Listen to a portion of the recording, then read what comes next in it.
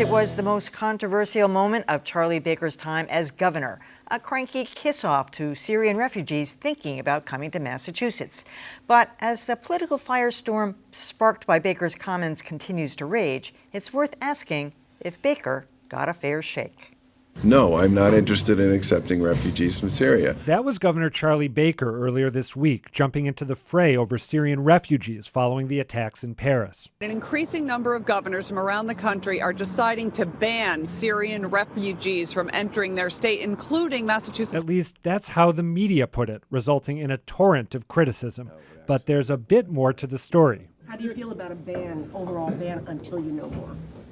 I would certainly say no until I know a lot more than I know now. The exchange that led to Baker's snippy, seemingly straightforward quote lasted 3 minutes and was packed with ambiguity. No, not letting them in, or no to the ban? No to not letting them in until I know a lot more. Governor, what is the Massachusetts to the list of states that are saying right now there's a ban on letting refugees in from Syria? As I said, I would say no as of right now. No what?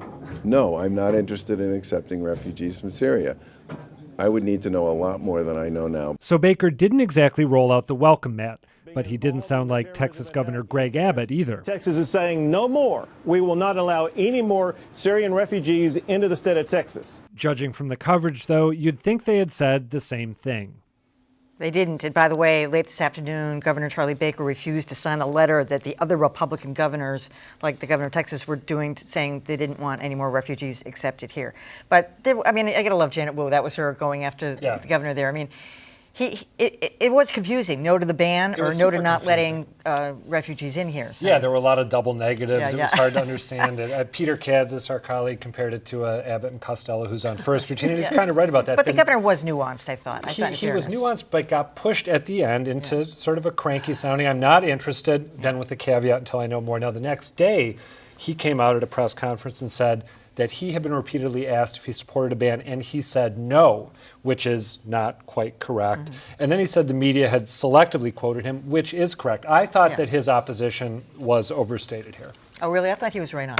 Oh, no. I mean, I thought the press's assessment of the degree of his opposition was overstated. Agree with that. I will say that I wrote to his press secretary and asked that question, no, is he saying no to the ban or no to the refugees? And she's like, he's saying no, as in no to the refugees until we know more. She was very clear. So. Yeah.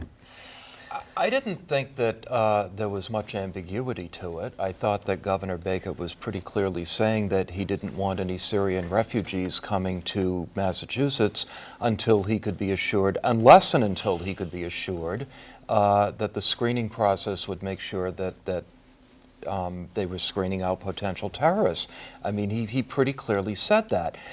But Dan, there was a big pushback. There was an editorial in the Boston Globe saying Governor Baker has this all wrong. Oh, I'm not saying, I don't know that it was an outrageous position. It was pretty much the same position that Governor Maggie Hassan, a Democrat, took in New Hampshire. And Steve Lynch. And Bill Steve Keating. Lynch. Yes, absolutely. I don't think it was necessarily an outrageous position to take. It was certainly a far more respectable position than a lot of the other Republican governors. However, he did say what he said, and I think it's fine for him to try to clarify it, but he really can't walk it back. He said what he said. I agree. He can't walk it back because it was quite confusing, though Wu pushed him several times. What does no mean?